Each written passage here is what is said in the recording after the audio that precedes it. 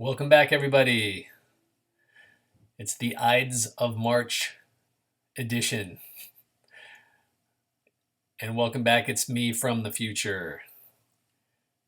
We have a lot going on in the news. We've got collapsing banks that are tied to crypto. We've got Silicon Valley Bank, Signature Bank. We've got the CPI report coming out tomorrow, I think it is. We've got the ETH Shapella hard fork, which I feel will cause a little disruption and sell-off in the ETH price, as mentioned in my previous videos about ETH.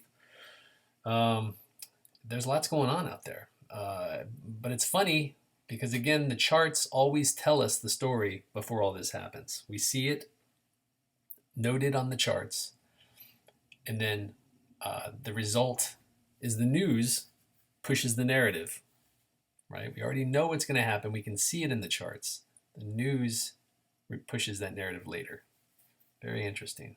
Buy the rumor, sell the news. All right. Okay, very quick video. What we're looking at here is a really cool painting, The Death of Julius Caesar. Very cool, from back in 1806. Basically just has to do with the Ides of March. This is the 74th day in the Roman calendar, corresponding to March 15th. It was marked by several religious observances and was notable in Rome as a deadline for settling debts. Interesting. Especially because the Ides of March is the 15th of March, and today's date is the 13th of March.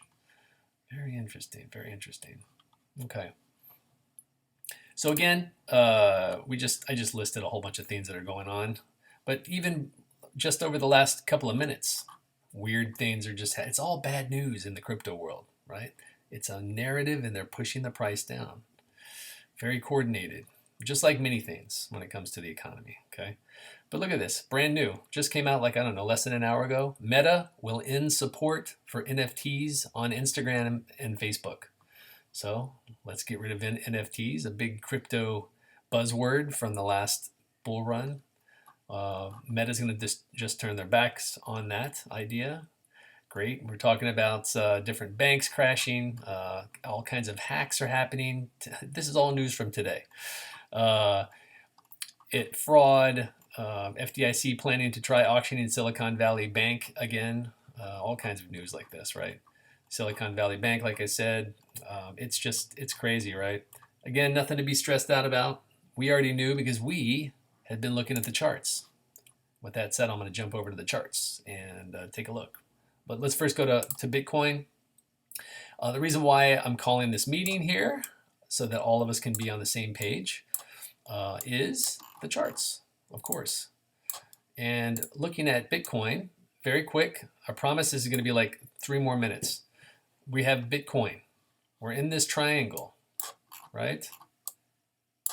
And yeah, we blasted up. But look, we're knocking on the door of this upper resistance. Sure, we blasted up. It was great. But what does it mean when we hit that big resistance? What does it mean? It means a quick crash back down, something like this, right? That's all it means. We just hit support. There's nothing to see here. Move along. Nothing to see here. Okay, so with that said, let's look at Ethereum really quick. What does Ethereum look like in the same? Oh, look at this. What do you know? What do you know? Ethereum, the same kind of situation. Almost looks like the same chart. We're looking at the weekly chart, by the way. Oh, we're on the daily charts. I apologize. Let's take a look at the weekly on these. All I'm telling everyone here is that do not stress, because we know the ultimate destination, which is down here, right? For Ethereum, $800 range, give or take $50. That's the ultimate goal. Over the next months to come, possibly even the start of 2024, we will hit a bottom at some point, whether it's a wick down or whether we just smack down on this trend line and just keep rolling for months and months, right? That this will mark the low of the bear market, right? And then we will slowly but surely begin the slowly but surely resume the bull market, okay? All right, but again, we looked at Bitcoin, looked just like this, right? We'll do it again. Bitcoin pinned under this upper resistance, right? No big deal. Sure, whatever it was, we moved up, I don't know how many percent, 15%, 13%, doesn't matter.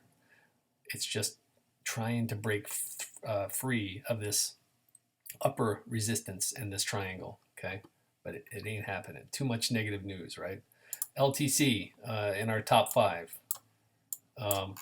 We did a really good video on this. The sound wasn't very good quality. I apologize about that. But looking at LTC, we were comparing it to the previous fractal, right, where we went straight up all the way up to 140 bucks and then crashed into the halving. Well, here we are in that same looking triangle, but it's a smaller version of this fractal, okay? And it looks like we're just going to be ending up to crashing into the halving again. We'll see. We'll see how that goes. We'll have to keep our eye out on it. Jury is not, the jury's still out on that. Okay. So ADA, we'll wrap this up shortly. ADA looking a little different. Still in a triangle, lots of resistance, even steeper of a triangle for upper resistance, but really wimpy move compared to Bitcoin and Ethereum. Very wimpy. Let's see what the percentage of movement was really quick. Yeah, we just moved up. Well, I guess that's not that bad. Over the past, let's see here. I'm going to go back to the daily. Apologize, going back and forth here. So we will measure that. So last 2 days, the movement really was the last 2 days.